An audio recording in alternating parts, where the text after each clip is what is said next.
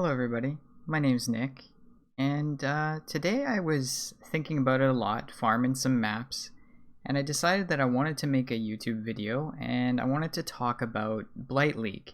And I wanted to give my opinions and my thoughts on the league as a whole, maybe things that could have been done better, and just my feelings in general. I just had to have an outlet to talk about it and see how other PoE players are finding this league. So my current progress in Blight League is that I've played a number of characters. League started as a necromancer, and I played the summoner archetype quite a bit. Then I kind of transitioned into a bunch of different builds, trying things as I built up wealth. I tried lightning arrow character, I tried ice shot, I tried tornado shot. I tried a bunch of different things. Volatile Dead Poet's Pen. What else did I try? Yeah, but anyways, there was a lot of builds that I tried, and I bounced between them and between them and between them. And then eventually I farmed up enough wealth to get myself the Lord and Savior Headhunter. And you know, I've been putting a lot of hours into the game, so it comes naturally when you play a lot that you're going to amass a lot of wealth. And at this point, I've pretty well much completed my atlas. Whoops, my mic. And I've completed my atlas, and I'm just going for stupid goals now, like a space headhunter would be pretty awesome, or to get level 100 would be pretty awesome. A lot of the people that I played this game with have unfortunately kind of died off and stopped playing this league. It's really sad to me. I think that the Blight League had a really rough, first week, and the first week was pretty bad for us. We leveled as a group of 3. We got to maps in day 1. We started, pushing hard, and unfortunately we got DCs and crashes and all sorts of bugs and stuff. My friend was playing a poison build, and every time that with Bino's kitchen knife he would prolif a pack of mobs with poison, it would crash our entire instance and we'd lose our map entirely. And so, unfortunately, a lot of those things, as well as 1 FPS gameplay early on, really, I think, had a massive effect on the success of this league. And I mean, in general, the blighted encounters in maps, it wasn't too bad, but it didn't seem that rewarding for the amount of time that you spent there. And I mean, these are opinions that, if you look on any YouTuber's video, you're going to hear the same type of thing. But it is very true. I mean, if you're playing any sort of clear speed build and you want to keep your buffs up, or you want to keep your headhunter buffs up, or you're just a really speedy boy, the last thing you want to be doing is locking your character down in one spot for 30 to 40 seconds for a chaos orb or two in lower tier maps at least. And I mean, in general, it doesn't seem worth it. Now, however, things have changed a little bit, and I think it is more worth it. At least the blighted maps are now. Anyways, the blighted maps back in week 1, I did about, I want to say 10 of them, and they were pretty expensive early on. I was even buying them to test them out. And honestly, the blighted maps are a lot of fun. I think that they're some of the most compelling group play that you can have. It's, you're setting up your team, you're saying, hey, my friend's not that high of a DPS, but he can go and hold off this lane and spend more of our currency on making towers, and I'll hold off this lane. Or if your summoner, just sit in the middle of the pump and never have anything die. But in general, those maps were really fun and enjoyable. They just weren't very rewarding. But all in all, I think with some very minor tweaks to the blight encounters, I think that they could do a lot. It could go a long way. Imagine, for example, if you talk to Cassia here in your hideout, and there was a difficulty toggle that you could toggle on a harder difficulty for blights that you find in your maps. So your blight could be medium hard or super hard or something like that, and you could toggle it on in your hideout so that maybe it doesn't make the encounter technically harder, it just makes the waves come out faster, so builds that can deal with that will have more reason to run the blights in maps. Or perhaps you can make it a loot multiplier to make it really rewarding for those players that can handle it, because at the core mechanic of Blight, it is risk and reward. If you let things touch your pump, you're going to lose all of your rewards essentially, and that is potentially really bad. So making it more difficulty and having kind of a trade-off is definitely a mechanic that I think could work with Blight. In terms of the blighted maps, I haven't done too many since they patched the loot to be better in blighted maps. But my friend and I did a few of them, and we actually did, I think it was 4 of them, and out of 2 of them, we got exalted orbs, raw exalted orbs out of chests, which was pretty cool. And you know, in general, I guess they're in an okay state. They're not, I'm sure they're not the greatest money makers in the game or anything like that. But at this point, I don't think that they need to be changed that much more.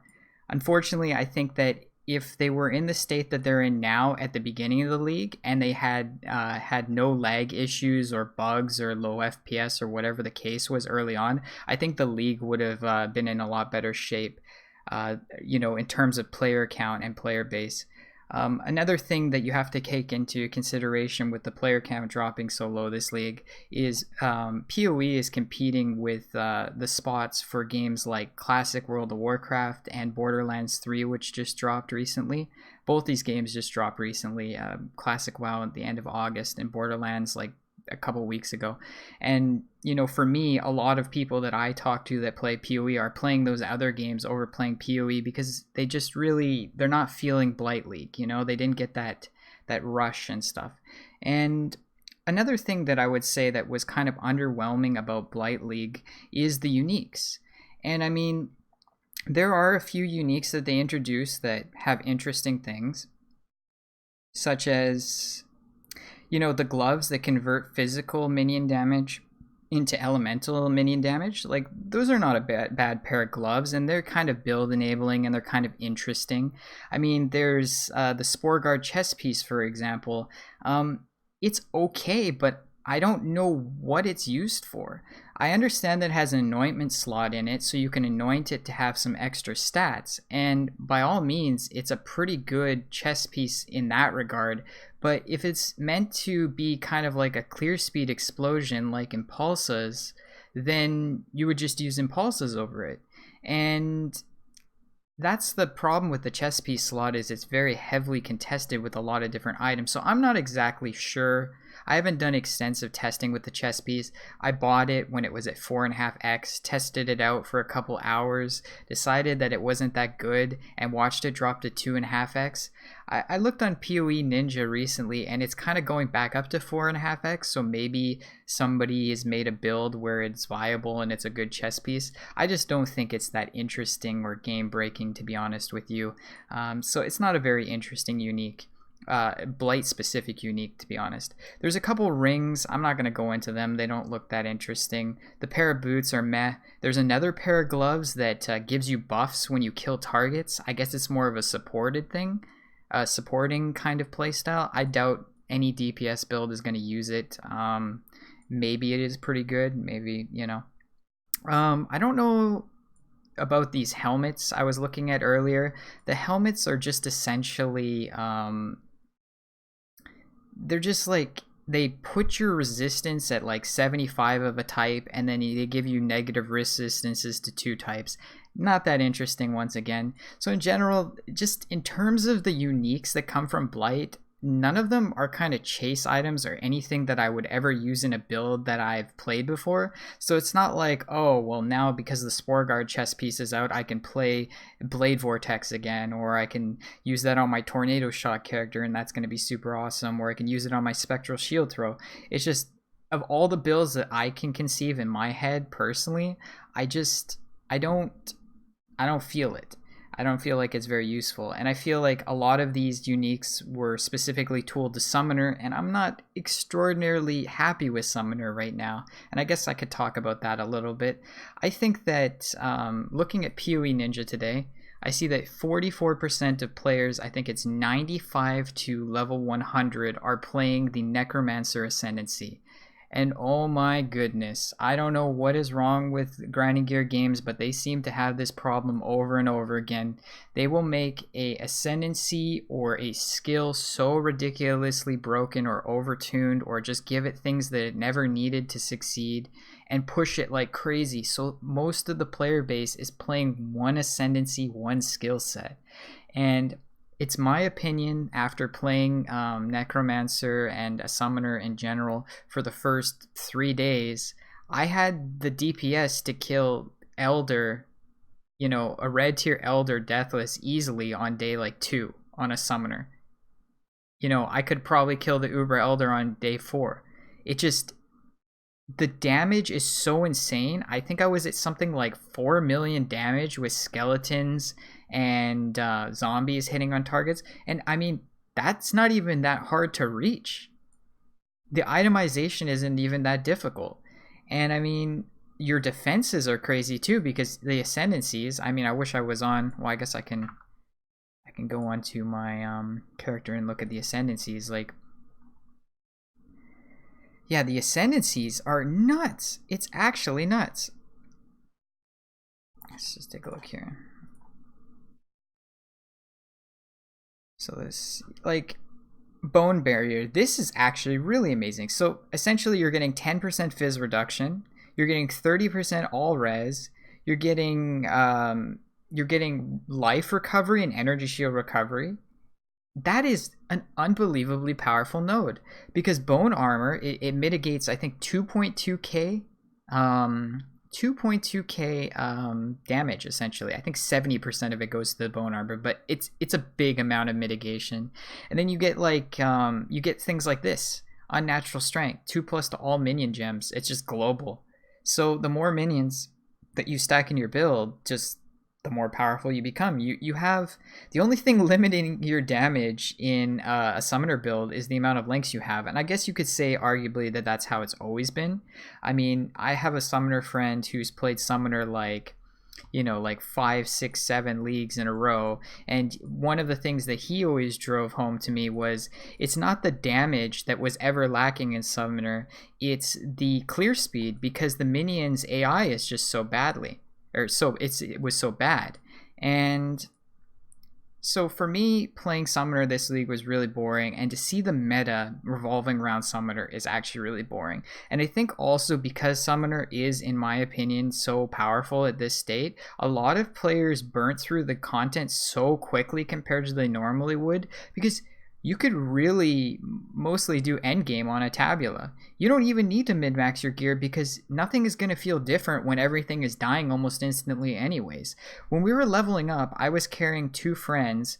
Well, I wasn't carrying them, I was leveling with them, but they were playing non-meta skills, and they didn't have much damage. So we would get to a boss fight, and they would hit a boss, and it wouldn't even make the life bar go down, and we're in a 3-person group, right? And I would come in with my summons, and that boss would almost instantaneously drop from 100% to 0. And the same thing persisted in maps.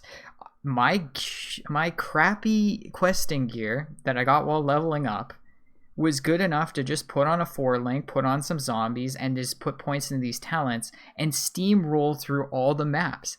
I felt like when I was about to enter the end of like yellow tier maps, I had enough damage to take down Uber Elder. It felt so out of place. And I just don't understand how Grinding Gear Games keeps, having these issues where they keep putting things over the top broken. And it just bothers me personally, because you know what's going to happen. It's just going to be like they did with Winter Orb. Winter Orb was really powerful on release. Synthesis League, it became unbelievably broken with Shroud of Eternity and Trickster. And you know what they did? They absolutely decimated Winter Orb the next patch. In Legion, we had Cyclone. Cyclone was stupidly broken. It had great radius. It stacked really well with the League content and Headhunter. And what happened? They absolutely destroyed it. They reduced. I think right now a level 20. If you had a Cyclone gem and it was level 20 in Legion, it would be equivalent now. Or you would, if you had a maxed out gem now, it would be equivalent to a level 12 version of Cyclone. I don't know if that made sense. I seen it in a video yesterday and I just thought it was interesting. And you lose 30% area of effect, so you're losing a lot of radius. I thought that was crazy too. And they just, boom, we're bringing down the nerf hammer. So what do you think they're gonna do when Necromancer, is on the chopping block next league? They're gonna nerf it and push people into another direction of another ascendancy. And I just feel like going around and around and around in circles, buffing and nerfing the ascendancies in the way they have, and the playstyles, going playstyle by playstyle, is just a disastrous way to design your game, because you have to decide, in my opinion, where the power level of skills are okay. So if you say Tornado Shot in its current state is the fastest clear speed ability in the game, you could argue that. And it has the greatest coverage, and with scaling it does the greatest damage. Well, then you either need to bring up other abilities that are competing in the clear speed type of meta up to a Tornado Shot, or at least competitive, which they have started to do with things like Lightning Arrow and Ice Shot and stuff like that, or you need to bring Tornado Shot down. And they've done a horrible job with this, in my opinion, with the melee, because, you know, nobody's playing melee this league, yet melee was revamped last league. And I know people wanted to play Summoner because they pushed Summoner really hard, but think about it this way. You could still, if you're a melee player, you could still play melee this league, and you could play something you never played last league. So Cyclone was stupidly broken. Well, you could play a Double Striker this league. You could play, you know, some Earthquake build. You could play, you know, one of the melee skills, and it should still be competitive, but you don't feel like it is because the melee skills are still not strong enough to keep up in terms of clear speed. And I don't know. At the end of the day, I think Grinding Gear Games has a lot of work to do in terms of the game. You know, going back to the uniques in Blight League, I've gotten way off topic, I know, unfortunately. I'll make an argument here that, you know, if they would focus more on making more interesting uniques and maybe threshold jewels and, you know, overhauling some of the skills again, and maybe taking a couple skills from every archetype, whether you rework 3 melee skills, 3 spells, 3 traps, 3 whatever, just do all of them. If you put all those changes out at once in a league, you're not going to have all your content, all your players going after one ascendancy.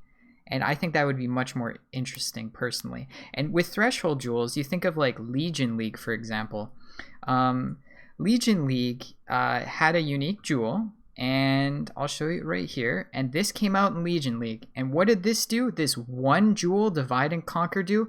It made Spectral Shield Throw viable. It made it a playable build that people actually wanted to try. All it took was one threshold jewel to get to the point where you would actually, you know, play Spectral Shield Throw. So why not look at 9-10 different skills and say, we're either going to rework them so people play them, or we're going to give them a bunch of threshold jewels. I don't understand why Grinding Gear Games is not focusing on that. I mean, what happens if you get a league like this where people don't enjoy the archetype of Summoner? What if they get bored of it in 2-3 days? That's not good for the game. That's not good for the company. That's not good for the future of the game.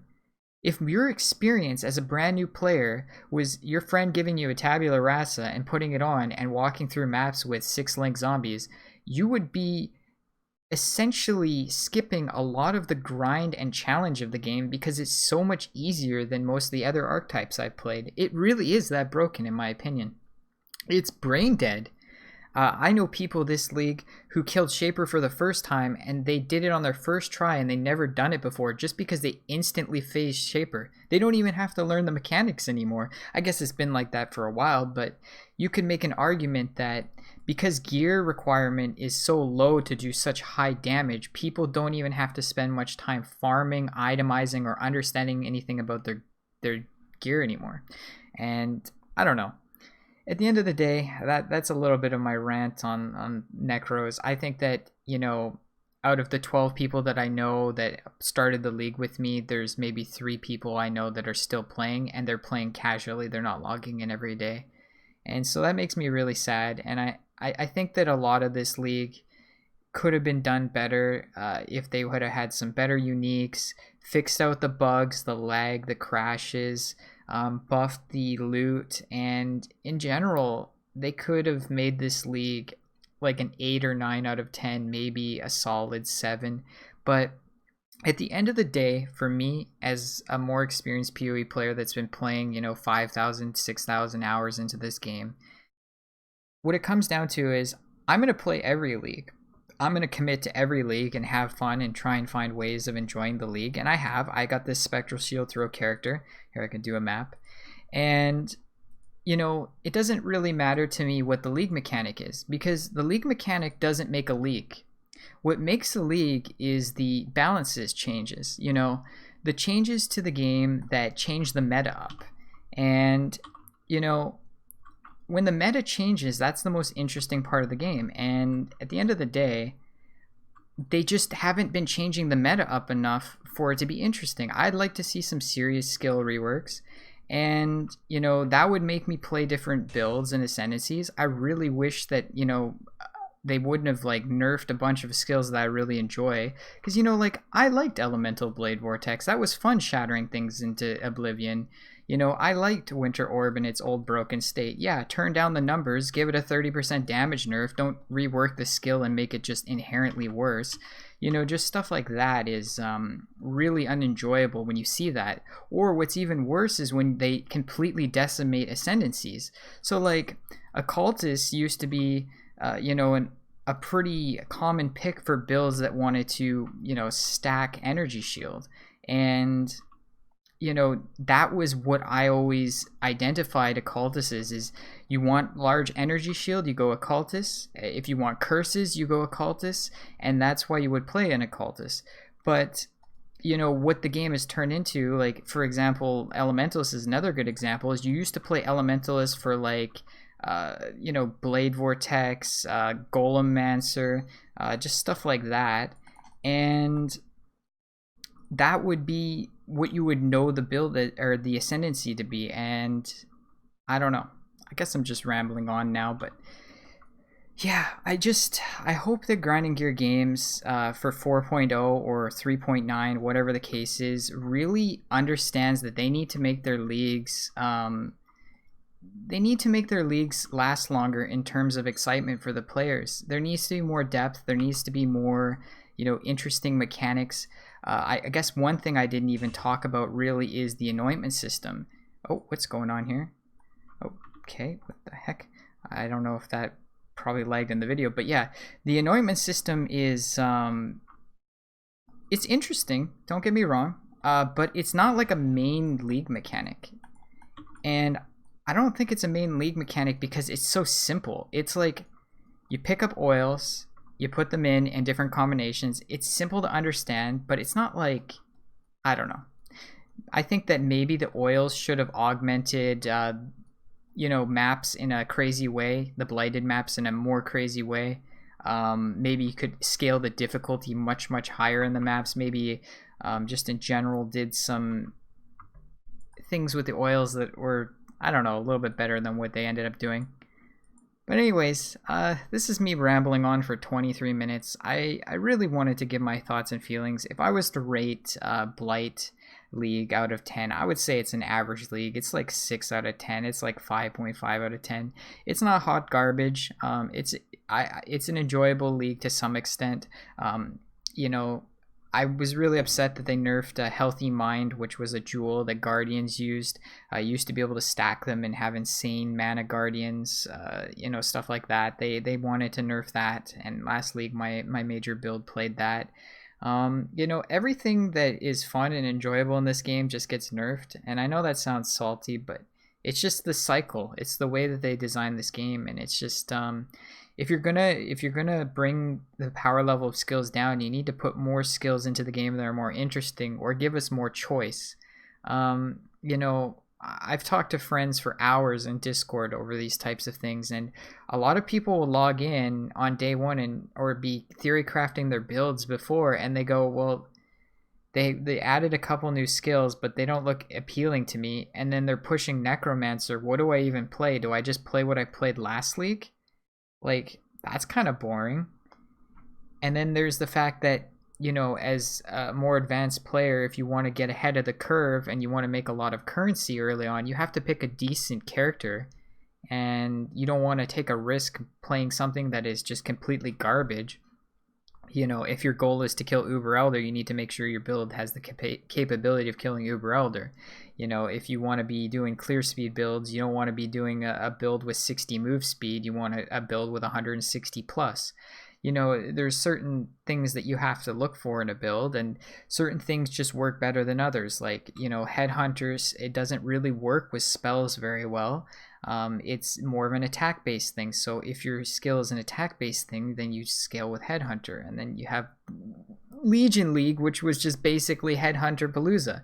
You know, this is just something random that I'll throw into the video. It's, you know, the reason why Inspired Learning, if anybody had noticed this, has gone into the ground is because when they changed the Blight encounters to have less monsters, they've nerfed the amount of rare monsters that came out of the Blight encounters. So suddenly people that were doing the Blight encounters with Inspired Learnings, using those Blight encounters to get a lot of stacks of Inspired Learning stacks, they just stopped doing them because, yeah, it became garbage for, you know, maintaining your Headhunter stacks. And that was a nerf, and then you instantly, almost instantly after the patch, seen Inspired Learnings go from 8, 9 exalted down to like 4 or 5 exalted, and crashing and crashing. And, you know, like, yikes, GGG. But anyways, I have now gone on for 26 minutes. Man, I could just rant about Path of Exile all day. But anyways, let me know what you think if you managed to dredge through this very long video. And, you know, of course, put your opinions in the comments. These are just my opinions. If you love Blight and you think it's 10 out of 10, that's fine. As a League mechanic, it's not a bad mechanic. It's definitely more interesting to me than, you know, Legion was. But the way that it was executed was poor, so this is something that, you know, 2 leagues from now, if you all of a sudden encounter a Blight on the map, you might have a fond memory and you might enjoy doing it once in a while. But in terms of a league, they really needed to go a little bit beyond what they did, and I think that would have went a long way. Anyways, thanks for watching.